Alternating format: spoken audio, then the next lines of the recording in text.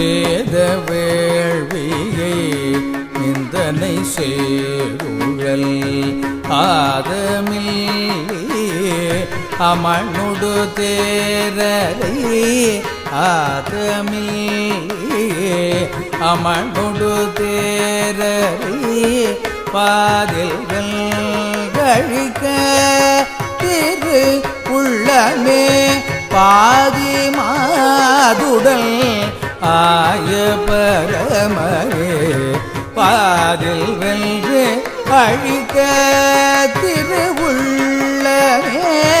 பாதி மாது உடல் ஆய பரமனே ஞாலம் நில் புகழே மிக வேண்டும் தென்னாலவாயே உறையும் எம்மாதியே